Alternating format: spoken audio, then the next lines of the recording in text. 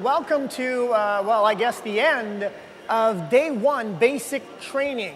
So let's go over a few details that I think are going to be vitally important for you to further understand the knowledge base you're picking up as you go on and on with the 12 sessions of boot camp training.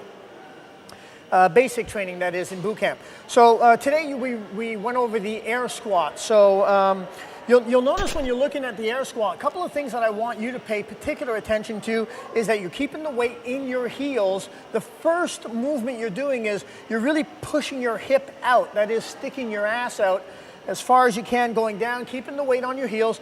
As you drop the body, keep your chest up, push your knees out.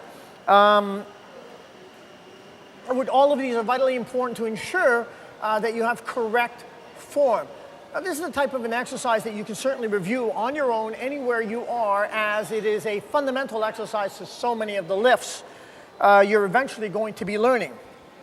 Okay, we also saw the body row today. So in the body row, the points that you really want to maintain or keep, as you'll notice, is the body stays in a plank position. And a plank simply means from head to toe, you're completely rigid. There's no flopping, there's no give. It looks like a straight plank of wood. This, by the way, the body row is your first progression movement towards eventually doing pull-ups.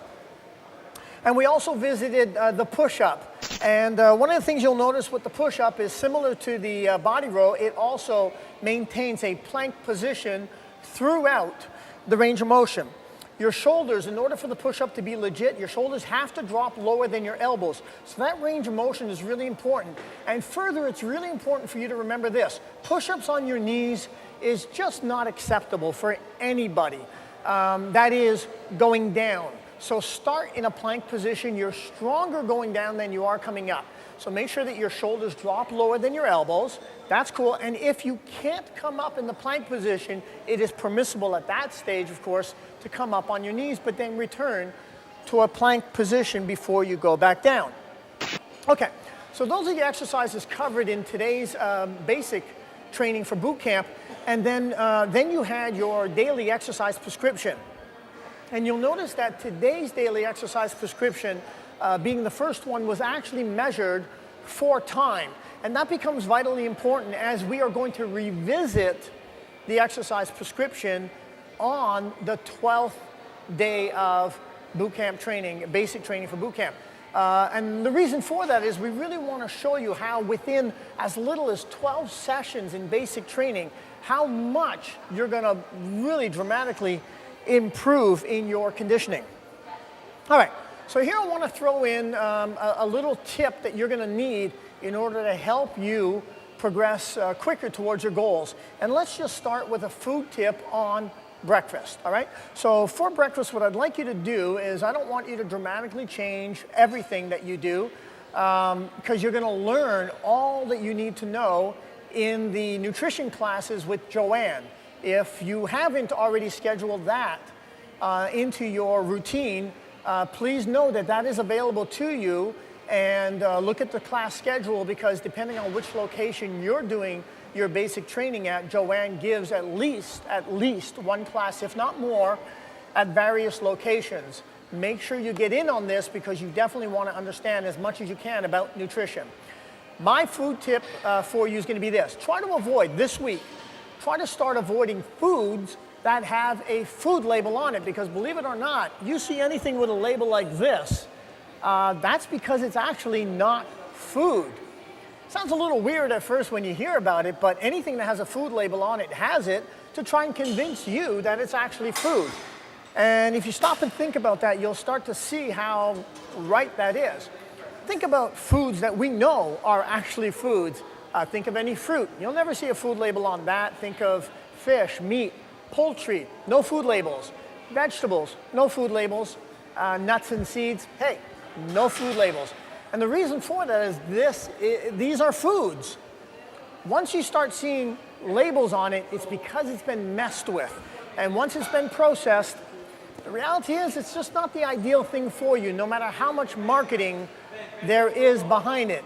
So if there is a food label on it. I'm asking you to try to eliminate that from your eating program. Breakfast. Breakfast particularly is where I want you to try eliminating food labels. A good idea for breakfast would be, say for example, an omelet. An omelet could be made up of 3 to 4 eggs. Try using 3 egg whites, 1 whole egg. If it sounds like a lot to you, trust me, you can have it.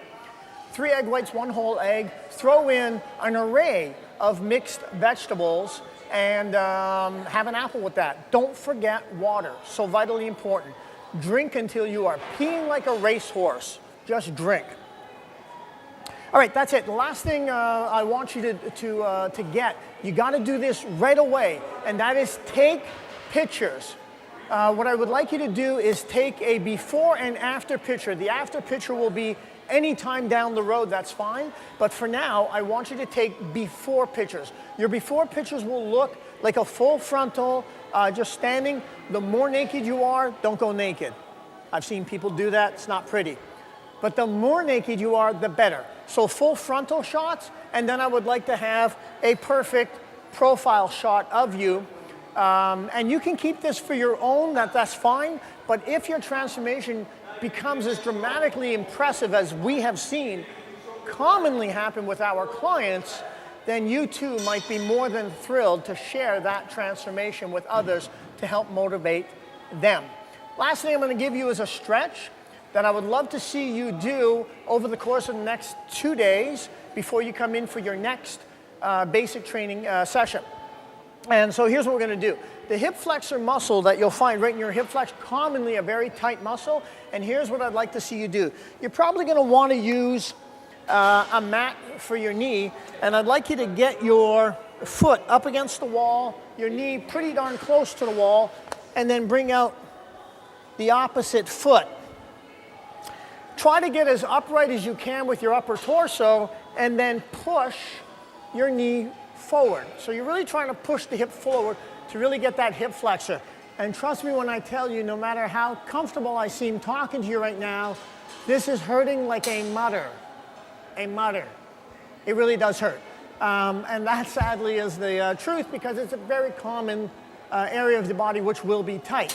So just keep pushing this forward. Hold it for about 20 to 30 seconds before you go into switching legs, and then do this 3 times on each leg. All right, so that's it. That's your tip for basic training session number 1. We look forward to seeing you at basic training number 2.